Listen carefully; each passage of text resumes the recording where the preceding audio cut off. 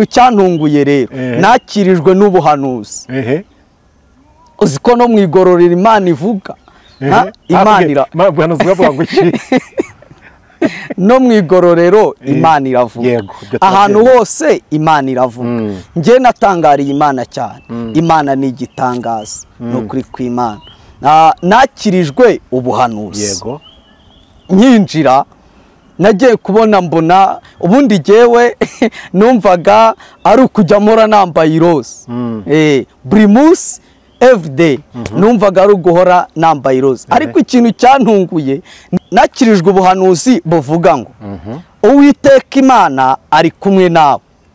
Imana irambwira ngo nubwo bimeze gutyo ariko ndacyagukunda ndacyagufiteho umugambi mwiza. Imana irambwira ngo nzasibanganya amateka yibi ngibi uri kunyuramo nindangiza nandika amateka mazima ku buzima bwawe. Ikindi Imana irambwira kandi mwana wanjye iri ni ishuri ry'igihe gitoya nubwo ubona bikomeye ariko ntabwo uzaritindamo. Imana ingereka ikintu gikomeye irambwira ngo mwana wanjye gambo yabicira ni ruvugo rwabicira n'amadene yabicira n'intambara nyinshi nakubura urubyaro byabicira n'inshuti zitari z'umumaro ku buzima bwawe ibyo nabyo byabicira n'uburwayi ufite ubwo nabwo bwabicira irangije imuruma ku gikonjo ariko ntacyo uzaba. Imana ihimbazwe kwiti kurindi y'ubuzima uri hagati yicira mama uri hagati yicira muko uri hagati yicira wa mupapa we ariko Imana ihabwa icyubahiro kwiti kurindi y'ubuzima. Imana ihabwa icyubahiro lost performance nubwo babonye ubonye akazi nubwo babonye ushatse urugo Nestifo ega nubwo babonye ubinyuramo ariko bakabona ntacyo ubaye amagambo ntabwo abura ariko umuririmbyi yararirimba aravuga ngo komeza urugendo kandi wihanganye. Masanga abandi bantu bagororotse bamaze kugororoka bakira Yesu nk'umwami n'umukiza bamaze kwakira Yesu nk'umwami n'umukiza bishyira hamwe kugira ngo bafatanye gusenga Imana bafatanye kubwirizanya no guhumurizanya bafatanye kugorora n'abandi kuko buriya hari aho amategeko agera akagorora umuntu ariko hari naho ijambo ry'Imana naryo riba rikeneye kugira ngo rigorore umuntu. Mu by'ukuri rero ariko mene data wowe uneze amatwi tubereye kugira ngo Imana itwigishe kuko iyo utariga ntiwakwigisha abandi ariko iyo umaze kwiga wigisha abandi. Bibiliya ivuga iki? Samuel wa mbere n'ubundi ni umukozi w'Imana hanyuma mo hagati yaratanye Manuel yariyobye inzira ariko nanone tubereyeho kugira ngo dukosore amakosa twakosheje kuko Bibiliya ijambo ry'Imana iravuga ngo niwibuka icyaha cyawe cyangwa se ibuka aho waguye waguye nurangiza wongera ubyuke. Manuel wa mbere ni umukozi w'Imana. Manuel wo hagati kuri 24 z'ukwezi kwa gatanu 2024 Manuel yabonetsweho icyaha kuva kuri iyo tariki kugera mu kwezi kwa gatatu ku itariki 25 yari ari gukurikiranwaho icyo cyaha agororwa ariko Manuel w'uno munsi ni wa wundi n'ubundi wo mwitangiriro ni wa wundi wo mwitangiriro ni umuhanuzi w'Imana ni umukozi w'Imana. Hari habuze iki kugira ngo utandukire uve mu murongo uvuga ati uyu munsi icyabiteye n'ikiriya ariko nakimenye sinzacyongera kugira ngo nduteze amatwi atazagwa mutego waguyemo? Navuga ngo ku ruhande rw'umubiri nta cyari cyabuze ariko ku ruhande rw'umwuka hari icyari cyabuze kandi gikomeye.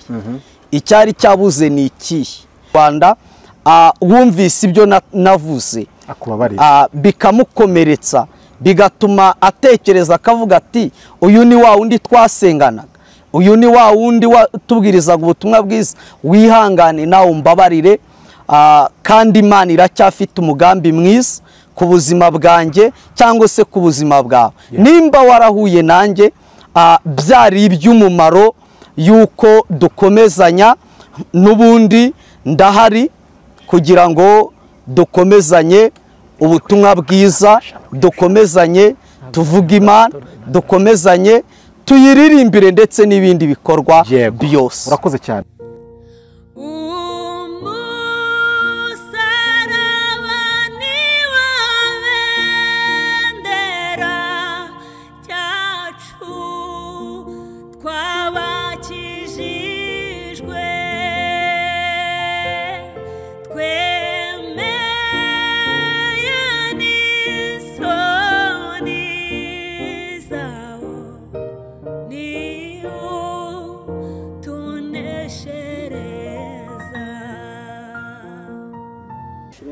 Bakunze ijambo ry'Imana kandi bakunze Umusaraba TV, turabasuje mwese mudukunda kandi mugakukira ibiganiro byose tunyuza ku Musaraba TV. Katuvuga ngo ineza y'Imana nibane namwe kandi umugisha w'Imana ubamo ndetse n'abanyu bose hafi na kure, mu bice bitandukanye mugiye muherereyemo, amajyaruguru, amajyepfo, iburasirazuba n'uburengera bwaryo. Reka mwese twizere ko muri amahoro kandi murindiwe mu buntu bw'Imana. Ndabasuhuje, bahaye ikaze mu kiganiro cyacu cy'uyu munsi. Turi kumwe n'umugabo hano imbere yacu muramureba, twari tumaze igihe kinini tutamubona, twishimiye ko twongeye kumubona ari muzima, Imana ikimurinze. Reka tumuhe ikaze muri kano kanya. Turagusuhuje. Murakoze cyane, nanjye ndabikirije. Amakuru amakuru ni meza, ndashima Imana muri byose. Amakuru cy'iminsi? Iminsi ni myiza kuri jye, kandi nawe ndakeka ari myiza. N'abakunzi b'Umusaraba TV, nutameze neza none yihangane, bizagenda neza. Reka tukubwire ngo umwaka mushya muhire. Murakoze cyane, ni umwaka mushya byo. Tuguhaye ikaze rero ku isanzure, wiyumvemo ikaze kandi turagukunda. Murakoze cyane, nanjye ndabakunda. Murakoze. Yego, umuntu ukubonye kuri kamera ari ubwa mbere, ninde tugiye kugana muri kano kanya? Birashoboka ko umbonye kuri kamera ari ubwa mbere, ariko ntabwo ari ubwa mbere ngaragaye hano ku Musaraba TV, sibye ko nari maze igihe kinini ntahagaragara, ariko ntabwo ari ubwa mbere. Mbonereho no gusuhuza abavandimwe n'inshuti bari mu mpande zitandukanye z'isi, mu mpande zose. Nitwa Hategekimana Emmanuel, habura gato Imana igisoza umugambi wayo cyangwa se igikora. Mvuka mu karere ka Nyamagabe, umurenge wa Kibumbwe, intara y'Amajyepfo, igihugu cy'u Rwanda. Ndi umunyarwanda. Yego. Ndi umukozi w'Imana, andi matitire si ngombwa. Utubwiye yuko nkuko nari tangira kubwira abantu, ubwo hari impamvu nari kubwira abantu, muri icyo gihe cyose umaze utaboneka wabagahe? Umuntu wese yabyibaza, wabagahehe, wakoraga ibiki? Narindi mu butumwa bw'Imana. Narindi mu butumwa bw'Imana, kandi uko byasa kose ubutumwa twabuvuze neza, uko Imana yashakaga ko tubuvuga niko twabuvuze. Kuko Imana ikora icyo ishaka mu gihe cyacyo. Aho nabaga rero n'ubundi narindi muri kino gihugu cyacu cy'u Rwanda, usibye ko nyine kugera hano ku Musaraba byari bitanyoroheye, ariko ko byasa kose ndamahoro kandi nari amahoro n'ubundi. Ese kujya hariya nabwo turabyita ko ari ubutumwa Imana yari ikoresheje, cyangwa agiye kubw'amakosa wari wakoze?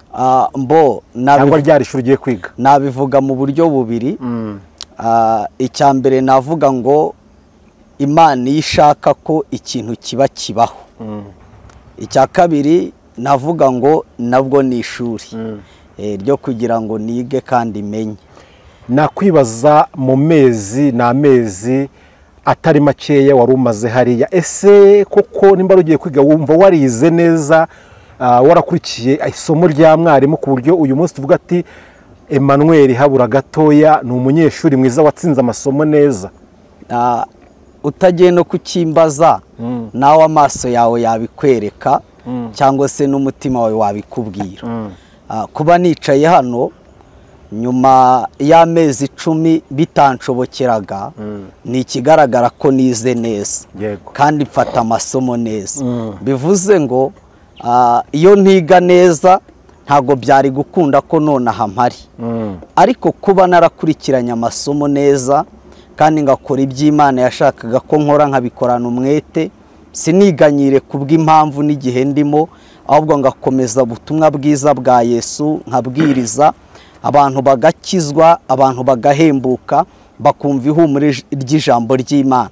Navuga ngo iyo niyo yari impamvu y'Imana ikomeye, kubera ko ikintu Imana idafitemo inyungu ntabwo ijya igishoramo, ntabwo ijya ikivanga. Yego, urakoze cyane. Wenda turi kugenda tuzimiza cyane, reka tujye tunabwira abantu kuko ni ibintu byabayeho kandi wese yabimenya. Wabarirwaga mu karere ka Mageragere? Oya, nabarizwaga mu karere ka Nyarugenge mu murenge wa Mageragere. Mu gihugu cya Mageragere? Oya, ni mu gihugu cy'u Rwanda, ahubwo nabarizwaga muri uwo murenge wa Mageragere, ariko noneho by'umwihariko mu igororero rya Nyarugenge. Mu igororero rya Nyarugenge risigaye ryitwa Nyarugenge ku Mageragere. Aho niho wari uherereye nyuma y'ibigano bitandukanye yagiye ukora, bakaza kuboneka ko bishaka kuba hari ibyo bashaka kubaza cyangwa se gusobanura, ukajya aho ngaho. Ndi kwibaza, ntago ndirwa mbitindaho cyane, ni n'inkuru zatambutse, ntago nshaka ko tuzitindaho cyane, ahubwo icyo turi bwibaze, hari uko twari tuzi Hategekimana Emmanuel nk'umuvugabutumwa mbere ya biriya, hari n'uburyo tubonye Hategekimana uyu munsi, hari n'uburyo tutamubonye ako kantu ko hagati k'amezi 10. Turagira ngo use nk'utugiranya ibyo bintu kugira ngo tumenye noneho Hategekimana turi kumwe uyu munsi tugiye kuganira uwo ari we tutamwibeshyeho. Mu magambo yoroshye, Hategekimana Emmanuel habura gato ni umukozi w'Imana, ni umukozi w'Imana, ni umuhanuzi w'Imana, ni umuvugabutumwa bwiza bwa Yesu. Manuel wa mbere n'ubundi ni umukozi w'Imana. Hanyuma mo hagati yarataranye, Manuel yarayobye inzira, ariko nanone tubereyeho kugira ngo dukosore amakosa twakosheje, kuko Bibiliya ijambo ry'Imana iravuga ngo niwibuka icyaha cyawe cyangwa se ibuka aho waguye, waguye nurangiza wongera ubyuke. Manuel wa mbere ni umukozi w'Imana. Manuel wo hagati kuri 24 z'ukwezi kwa gatanu 2024, Manuel yabonetsweho icyaha. Kuva kuri iyo tariki kugera mu kwezi kwa gatatu ku itariki 25 yari ari gukurikiranwaho icyo cyaha, agororwa. Ariko Manuel w'uno munsi ni wa wundi n'ubundi wo mu itangiriro, ni wa wundi wo mu itangiriro, ni umuhanuzi w'Imana, ni umukozi w'Imana. Kandi ndahamya ntashidikanya ko icyo ari cyo gihe cyiza cyo kugira ngo noneho ukosora ibyo wangije, nkosora ibyo nangije, cyo ni kimwe, ariko ni nacyo gihe cyiza cyo kuvuga Kristo neza cyangwa kuvuga Imana neza, kuko noneho nyizi mfite n'ibihamya byayo noneho bifatika, bintera imbaraga n'umuhate wo kuba nayikorera mu buryo bwagutse, ntareba ibumoso cyangwa se iburyo. Yego, hari ijambo rivuga ngo ese umugombozi ari we n'inzoka atigomboye yaba yaramaze iki? Byabibabaje kuba byaragenze kuriya, ariko ntiwigombore ngo uvuge ati nyamara Manuel yari uyu nguyu, ariko sikwiye ko nkomeza kuba uyu nguyu. Reka dushime Imana nimba koko ko Manuel mu mezi 10 yaba amaze yaba yagarutse ari Manuel w'umukozi w'Imana. Reka nkubaza kino kintu, ese ibyo byabaye uyu munsi byagusigiye isomo? Mbo icyambere ryansigiye isomo ryo kwihangana, icyo ni kimwe. Icya kabiri, isomo ryo gukunda Imana kurushaho, nta kintu nitayeho na kimwe. Ubwo nimvuga gukunda Imana kurushaho, umuntu uneze amatwi yakwibaza ngo ese ko nakubonaga ku musaraba uri umuhanuzi, uri umuvugabutumwa, usengera abarwayi bagakira, ko twakubonaga mu rusengero wari uyoboye, sibyo? Ukora imirimo iyi n'iyi, ariko none ukaba uvuze iryo jambo, sibyo? Ashobora kwibaza ngo none icyo gihe ntabwo Imana wayikundaga. Yes, ngiye kukikubaza. Icyo gihe n'ubundi nakundaga Imana, ariko icyo jyewe mbereyeho ni ukugira ngo uko bukeye n'uko bwije, uko Imana inyongerera imbaraga zo kubaho cyangwa inyongerera umwuka w'ubugingo wo guhumeka, ngende ndushaho gukunda Imana kurushaho. Navuga ngo rero icyo gihe narayikundaga, ariko hari umuririmbyi waririmbye neza, aravuga ngo iri muri twebwe ikintu kigenda kibwira n'abandi ni imirimo Imana igenda ikora. Rero uyu munsi noneho kubw'imirimo y'Imana, haleluya, amen, kubw'imirimo y'Imana, ubu noneho ndumva nkunda Imana noneho kurushaho, birenze urugero, birenze ibya cya gihe wari uzi, birenze uko wowe wabitekereza. Nakwibaza ngo kugira ngo bigende kuriya, bikujyane hariya, uri kumva ndi kuvuga, hari habuze iki kugira ngo utandukire uve mu murongo uvuga ati uyu munsi icyabiteye ni kiriya, ariko nakimenye sinzacyongera, kugira ngo nduteze amatwi atazagwa mutego waguyemo? Mbo navuga ngo ku ruhande rw'umubiri nta cyari cyabuze, ariko ku ruhande rw'umwuka hari icyari cyabuze kandi gikomeye. Icyari cyabuze ni ikihe? Nari nabuze kuba connected n'Imana. Uracyumva neza? Kuba connected n'Imana, hari igihe uba uri umunyamasengesho, ubwiriza n'abandi cyangwa se unahanurira n'abandi, ariko ukagira umwanya mukeya wo kwegerana n'Imana. Iyo ufite umwanya mukeya, Imana y'ibiri hafi yawe, ariko uba usa n'uwayigiye kure. Bivuze ngo rero hari habuzemo konegisiyo hagati yanjye n'Imana, ahubwo mfata konegisiyo z'abandi bavuga butumwa, z'abandi ba pastor, cyangwa se z'abandi bahanu, cyangwa se z'abandi banyamakuru nk'ama, sibyo? Mbo ngendera mu kigare. Ikigare rero ntabwo ari cyiza. N'undi muntu uneze amatwi, hano uyu munsi wa none, harya turi ku itariki 16 z'ukwezi kwa 4 2025. Imana ihabwa icyubahiro ko nanjye 2025 ndi mu bwisanzure nkawe Nepo. Imana ihimbazwe ko ndi mu bwisanzure nk'undi muntu wese, nanjye nemerewe kujya aho nshaka. Rero mu by'ukuri ikigare ntabwo ari cyiza. Igihe cyose wagiye mu kigare, kuko nta muntu n'umwe Satani atatinyuka kugerageza.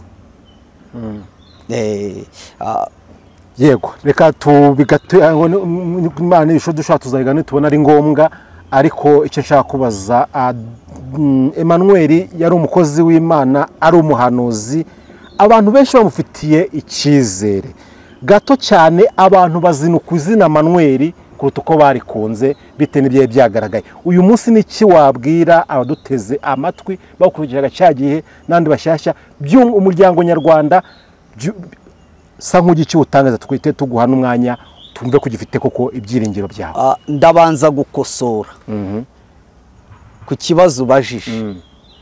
Icyo ngikosoraho ntabwo abantu bazinutswe izina Manuel. Icyo gihe bitewe n'ibyawe byabo mpamvu ahantu wari uri ntabwo waruza amakuru, ariko abantu bagiye baza Manuel wahanuraga burya n'uyu ubwo ntabwo sa gatotsi. Yes, ndeka ngikosoreho nyine kugira ngo mbone uko ngisubiza. Ubundi umuntu wakwanga undi kuko yakoze icyaha, sibyo, nuko abatarigeze amukunda. Ariko umuntu wankunze kandi akankunda atankundiye ikindi, ahubwo ankunze kuko Kristo yabimutegetse, sibyo, ntabwo yigeze anyanga, ariko nta nubwo yigeze anakariza icyizere. Ndaguha urugero. Uko bitekereza nanjye ngifatwa niko nabitekerezaga, ariko naratunguwe. Watunguwe n'iki? Icyantunguye ni ukubona abantu hubwo bankurikirana bakristo, yewe harimo nabo ntazi, bambwira ati nubwo bimeze gutya ariko habura gato, iri ni ikosa ryabaye ariko ntabwo turi kwangira, ariko turacyagukunda. Ndetse bamwe banzanira ibitabo byo gusoma bisesengura n'ubundi kuri Bibiliya. Barambwira ati mukozi w'Imana, uguye mu ntambara nibyo cyangwa se mu cyaha nibyo, ariko komera, turacyari kumwe nawe. Ariko komera nubwo bimeze gutya, tuzi ibikorwa byawe, tuzi neza kuri umuhanuzi w'Imana, tuzi neza kuri umuvugabutumwa bwiza bwa Yesu. Mbese bakomeza kumbwira ati uko byasa kose turacyafitiye Imana ukorera icyizere. Abakristo batandukanye n'abavugabutumwa batayobye baransuye kandi barankurikirana. Kabiri, hari n'undi muntu utarabonye uko ansura, ariko akaguma nsengera, akavuga ati uko byasa kose Manuel, uko byasa kose nubwo aguye muri kino cyaha, ariko tuzi amateka ye, tuzi imvugo ye, tuzi twarabanye mu buzima bwa Kristo Yesu. Icyo afite yaraduhayeho nk'uko ijambo ry'Imana ribivuga, natwe icyo dufite twamuhayeho. Kandi kabiri, akavuga ati nubwo bigenze gutya, sibyo, nubwo bigenze gutya ariko Imana yanamutabara, kuko hari ibindi bikorwa byinshi nabwo yagakorera Imana, yagakoreye Imana. Rero navuga ngo uwantakarije icyizere byari ngombwa ko akintakariza, kuko icyo gihe byari cyo gihe. Uri tayari ko yakikugarurira? Yes, ibyo ngibyo birashoboka, ni Imana ibikora gusa. Ni kero wabwira noneho umuryango nyarwanda muri rusange? Icyo nabwira umuryango nyarwanda, nababwira ngo uwakomerekejwe n'ubutumwa natanze, uwakomerekejwe n'ibyo navuze wese yihangane kandi ambabarire, kubera ko ntabwo ndageraho Satani atarasa umwambi. Kuba Satani yarandasiye mu masegonda natangaje agera muri 19, sibyo, navuga ngo we wakomeretse munyarwandakazi, ugakomereka kuri uriya munsi bigizwemo uruhare nanjye, umbabarire mu by'ukuri, wihangane, nanjye ntabwo yarijye, ahubwo byari ibihe, yego, umbabarire nk'uko ijambo ry'Imana ribivuga. Muri ijambo ry'Imana ribivuga kimwe mu bitabo bitatu cy'umubwiriza Salomo yanditse, bice bitatu, ravuga ngo ikintu cyose kiri munsi y'ijuru cyagenewe igihe cyacyo. Navuga ngo unyihanganire, byari ngombwa nyine ko bibaho, ariko ngusabye imbabazi kandi ntabwo bizongera.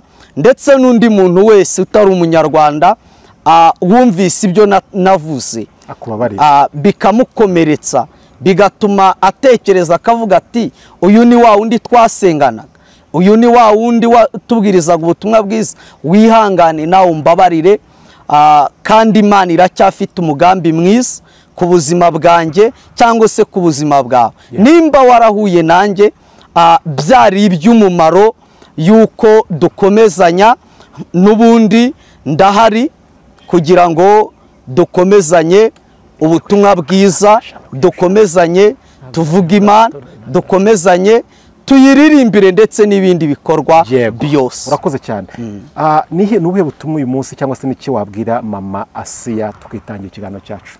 Mu magambo make ko avunaguye. Mu magambo avunaguye nta byinshi namubwira, gusa icyo namubwira cyo navuga ngo akomeze urugendo kandi yihanganye rwo gukora umurimo w'Imana, kandi nawe yihanganire kuri message natanze, ayimbabarireho, nta bugome, nta nzika, nta n'ikindi. Nawe arabizi ko nta kindi dupfa mu buzima busanzwe, ambabarire rwose. Habura gato Imana yaraturengeye, habura gato Imana izaturengera, habura gato Imana isoza umugambi wayo.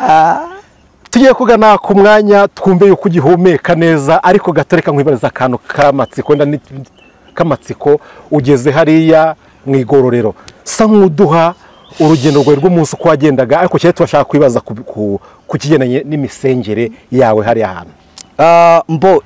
Ubyutse byagendaga bite? Gahunda zawe z'umunsi zaga zimeze gute?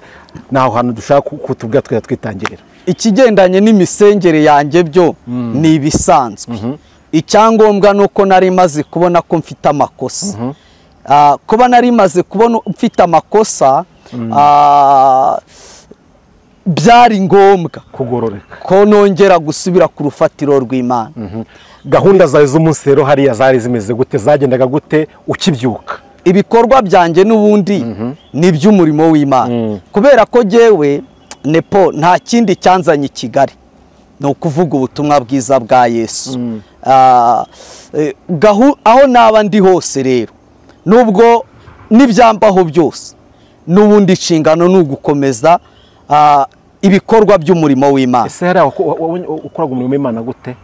N'ubundi ni nk'ibisanzwe nk'uko nawukoraga mu gihugu, kubera ko narahageze masanga abandi bantu bagororotse, bamaze kugororoka bakira Yesu nk'umwami n'umukiza. Bamaze kwakira Yesu nk'umwami n'umukiza, bishyira hamwe kugira ngo bafatanye gusenga Imana, bafatanye kubwirizanya no guhumurizanya, bafatanye kugorora n'abandi, kuko buriya hari aho amategeko agera akagorora umuntu, ariko hari n'aho ijambo ry'Imana naryo riba rikeneye kugira ngo rigorore umuntu.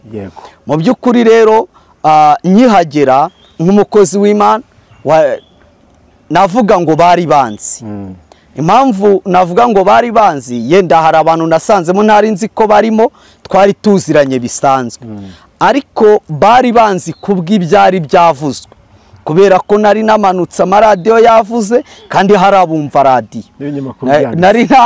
nari namanutse televiziyo yavuze kandi hariya bareba televiziyo. Bari bafite amatsiko rero yo kureba uwo muntu, bari bafite amatsiko yo kureba uwo mukozi w'Imana, uwo mupasiteri ni uwuhe, uwo muntu ni uwuhe, cyane ko bari bakeneye kumbaza byinshi. Sinzi uko ubyumva, bari bakeneye kumbaza byinshi.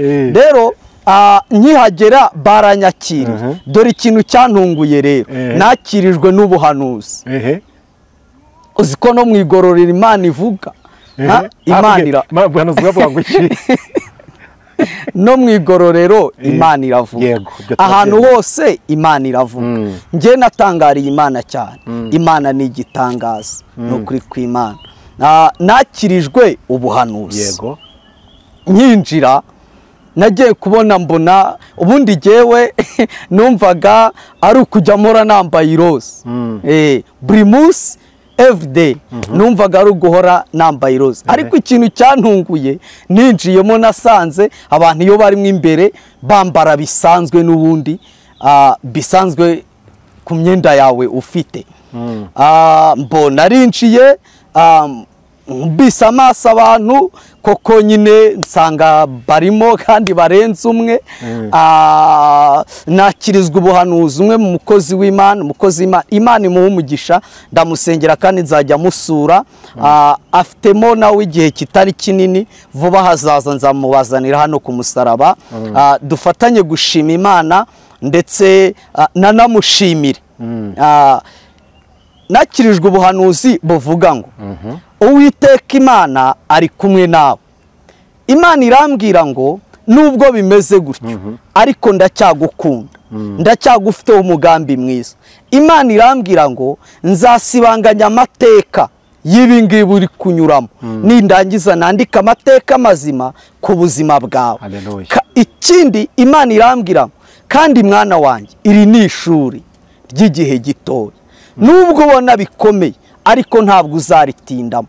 Imana ingereka ikintu gikomeye irambwira ngo mwana wanjye haleluya mwana wanjye nubwo bimeze gutya uri kwibona gutya nubwo ubona mu ruhande rwawe udafite icyo wakora ariko iri shuri ry'igihe gitoya nta kintu uzigera umburana. Uzi ko Imana iyo yavuganye nawe iguherekeza aho ujya hose. Imana iyo yavuganye nawe isohoza umugambi wayo irawukurikirana nkuko natangiye mbivuga ikintu Imana idafitemo inyungu ntabwo Imana yagishoramo sibyo. Kandi Manuel Imana ifiteho inyungu nyinshi Imana ifiteho inyungu nyinshi zikomeye cyane kandi hari n'igihe ndeba inyungu Imana ifiteho mu ruhande rwanjye sinzitekereze nk'umuntu ngo zishyikire ariko iyo ndebye imirimo ikora ku buzima bwanjye nsanga ifite inyungu nyinshi kuri jyewe. Nakabaye narapfuye nakabaye nakibukwa nakabaye ntanicaye hano uyu munsi ariko kuko ifiteho inyungu Imana yakomeje kubikurikira. Muri ubwo buhanuzi rero Imana imbwira ko ntacyo nzayiburana uko yabivuze niko byagenze.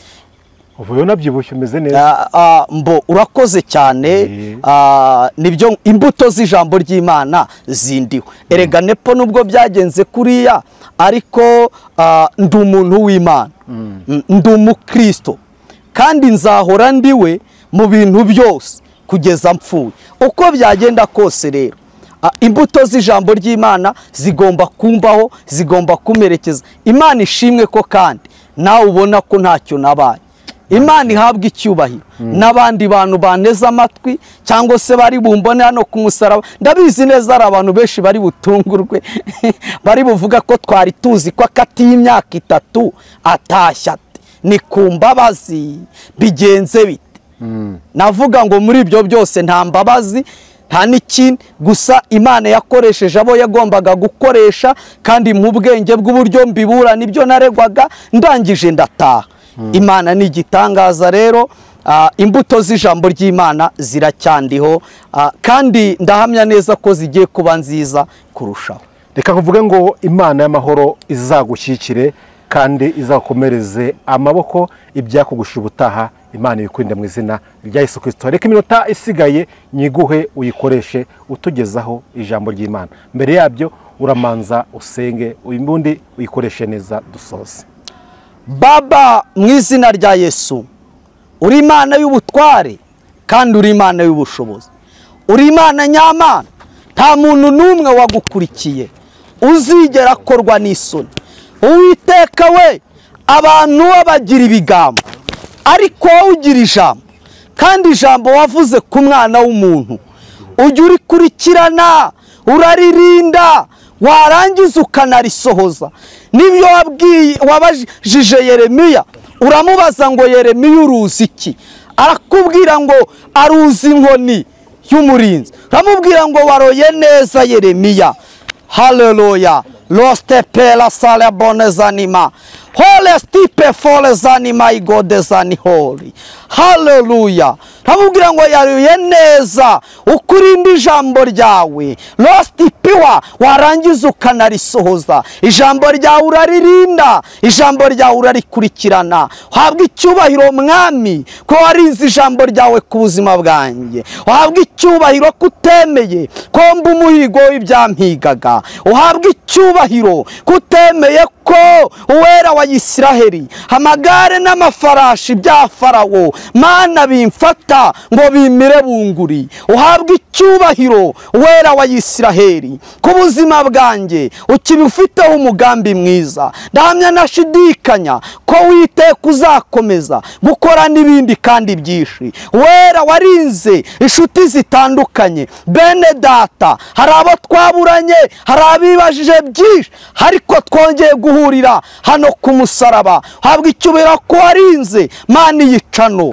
Habwa icyubahiro ko warinze uwo mwene data aho ari hose. Izina ryawe rihimbazwe, amashimwe n'ayawe wera wa Isiraheli. Ngarutse hano ku musaraba. Haleluya. Nyuma y'igihe kirekire ndasenze kugira ngo pinduke igikoresho cyawe, unkoresha iby'umumaro kandi unkoresha iby'ubutwari mu izina rya Yesu Kristo. Kandi wera wa Isiraheli, imbaraga zawe za zindi za mbere zongere zigaruke muri jye. Mbe impemburo y'abantu benshi, mbe impemburo y'abakobwa, y'abagabo, y'abagore, y'abasore, kugira ngo umuntu wese yongere kumva ijambo ry'Imana rinturutsemo rimuhembure. Mwami Imana isumba byose, Holesta pela zanima, ndagushimiye muri byose. Ngahobana natwe muri kino kiganiro, kandi iminota ngiye gukoresha Mana uyikoresha uko ikwiye mu izina rya Yesu.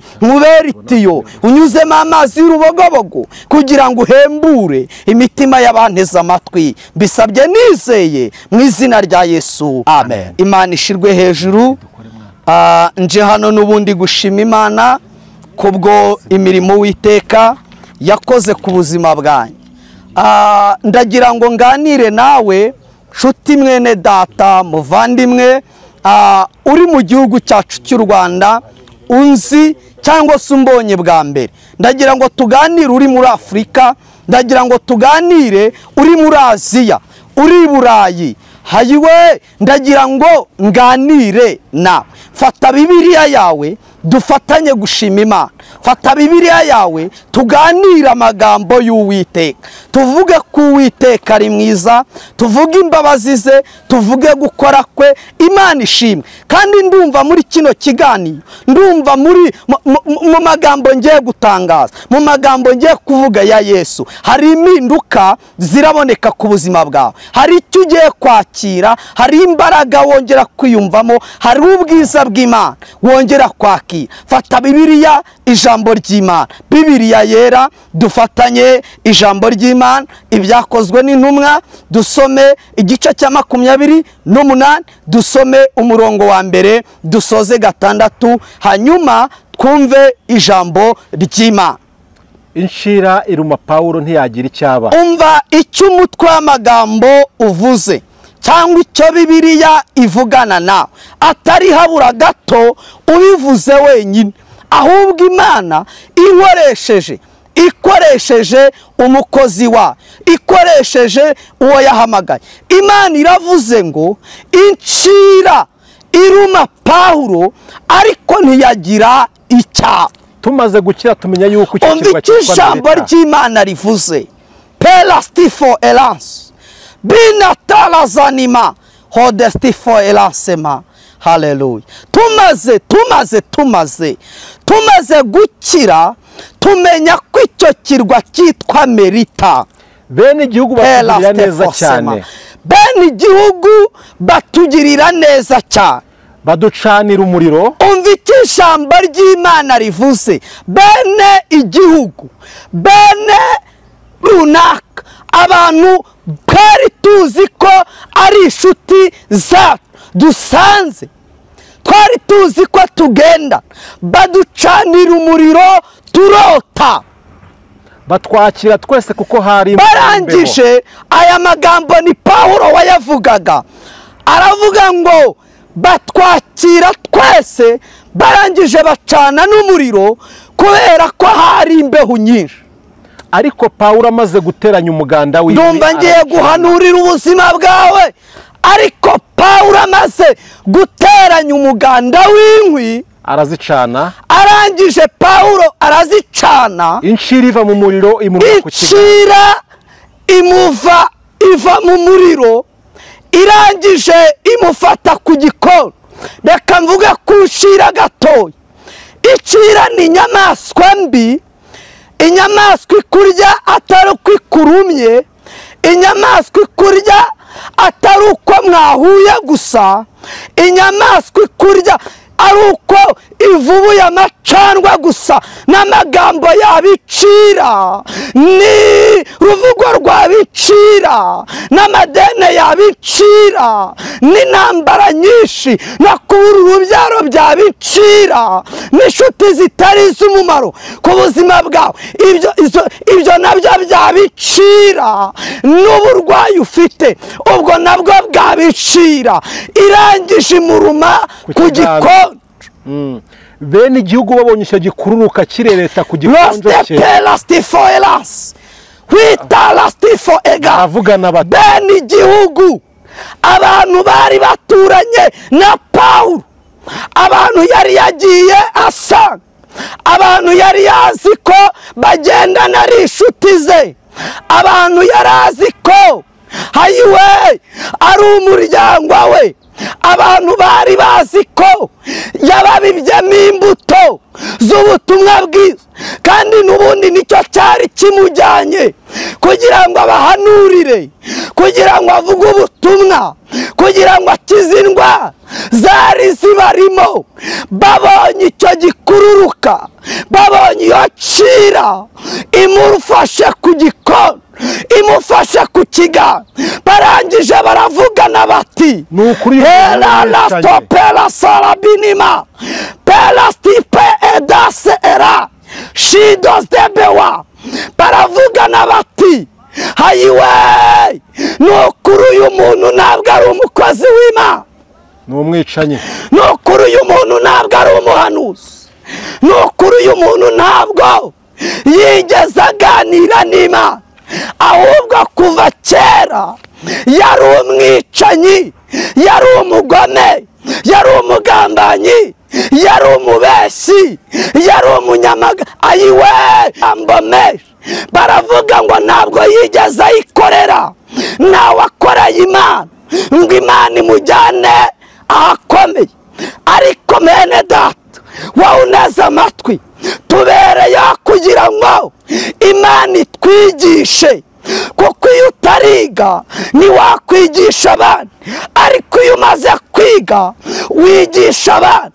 Bibiliya ivuga iki? Pawulo avuga ijambo ryiza, aravuga ngo ndashimira Imana yabonye ko ndi uwo kwizerwa, ikantoranya, ikangabiza cyangwa se ikampa gukora umurimo. Kandi avuga amagambo meza cyane, aravuga ngo nkiri umwana njye navugaga nk'abana, nari ntarasobanukirwa, navugaga nk'umwana, ariko maze gukura mva mu bintu by'ubwana. Imana ihabwa icyubahiro, lorestape eda, Imana ihimba. Tubereho kugira ngo twige dukure. Hari ikintu Imana yabwiye Yakobo, yaramubwiye ngo kuko Yakobo twagendanye ukaba inshuti yanjye, nzabana nawe, uzaca mu mazi ariko ntabwo azagutembana, uzaca mu muriro, Imana ishimwe, ariko ntabwo uzashya, uzahura n'ingorane nyinshi ariko ntacyo uzaba. Imana ihimbazwe ko ikikurindiye ubuzima. Uri hagati y'incira mama, uri hagati y'incira muko, uri hagati y'incira wa mupapa we, ariko Imana ihabwa icyubahiro ko ikikurindiye ubuzima. Imana ihabwa icyubahiro ko gitera intambwe ya mbere bigakunda, ko gitera iya kabiri bigakunda, ko Imana ihimbazwa ko bacuragura bagashaka n'imiti myinshi kugira ngo barebe kupfa cyangwa se ukinduke, ariko Imana igakomeza kuba umurinzi ku buzima bwawe. Komeza n'ijambo ry'Imana. Pelastique foelas. Nubwo yakize inyanja idashobora kibera, ariko niwumve, niyo umuntu amaze gukira, amaze kuva mu nyanja, nubwo baba babonye ntacyo ubaye, nubwo baba babonye udapfuye, nubwo baba babonye utasebye nk'uko babitekerezaga, nk'uko baba babonye utamaze imyaka 3 muri gereza, cyangwa se utamaze igihe banzuye, Imana ishimwe, cyangwa ibyo bakekaga bitabaye. Hayiwe, n'ubundi amagambo ntabura, n'ubundi abavuga ntibabura, n'ubu komenti ntizabura, n'ubu amagambo ntiyabura, n'ubu abavuga bagomba kuvuga. Ariko reka dushime Imana, kuko Imana iyo imanutse kuvuga amagambo yabo ararangira. Mwene data nshuti yawe, ntabwo nzi ibyo uri kunyuramo, ntabwo nzi intambara uri kunyuramo, ntabwo nzi nimba icira ikuri imbere cyangwa yakurumye iyo ariyo, ariko kuba ugihumeka, ariko kuba ukiri muzima, iryo ni ishimwe ry'Imana ugomba kwirata kandi bikomeye cyane. Kandi nyuma y'ibyo byose, nubwo babonye ubu ushingiwe bigakunda, losti perfoeras, nubwo babonye ubonye akazi, nubwo babonye ushatse urugo, menestifo ega, nubwo babonye ubinyuramo, ariko bakabona ntacyo ubaye, amagambo ntabwo abura. Ariko umuririmbyi yararirimba aravuga ngo komeza urugendo kandi wihanganye. Hayiwe, komeza urugendo kandi wihanganye. Nubwo wakize mu nyanja, nubwo intambara izo ngizo zirangiye, ariko niwumve icyo ijambo ry'Imana risoze, umve icyo ijambo ry'Imana rivuze, panura ubu buhanuzi ubundi ntahe. ariko kumva icyo gikururuka mu muriro ntiyagira icyaha. Ariko umva ikintu Pawulo yakoze, umukozi w'Imana haburaga, umva ikintu yakoze, umva ikintu umuhanuzi w'Imana ajya akora, umva ikintu iyo umuntu wavuganye n'Imana ajya akora, ajya aganira n'Imana, Imana ikamuha amakuru, ajya aganira n'Imana, Imana ikavugana nawe ibyo agomba kuvuga, ibyo agomba gukora nyuma yo kurumwa n'icira, ngo afate icyo gikururuka agikunkumurira mu muriro. Imana ihabwa icyubahiro. Abana b'Imana bajya batsinda, abana b'Imana bajya banesha, abana b'Imana bajya batagera ku ndunduro y'imigambi ya Satani, ahubwo bahora banesha, ahubwo bahora batsinda, ahubwo bahora mu kirere, ahubwo bahora mu mwuka, ahubwo bahora n'amavuta, ahubwo bahora na misiyo yo gushyira abantu ubutumwa bwiza. Imana ihabwa icyubahiro, Imana ihimba, akunkumurira icyo gikururuka mu muriro.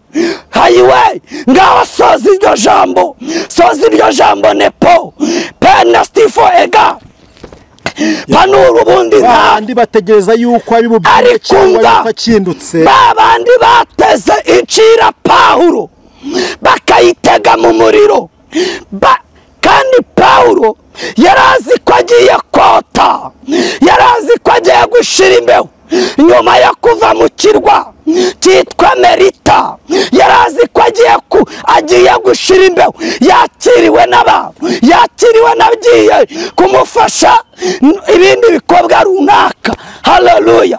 Ariko ngo abo ngabo burya bari babandi, burya bari babandi mama, burya bari babandi papa, burya bari babandi mwene data. Imana itakweretse abamugendana, Imana ibiguhemukiye.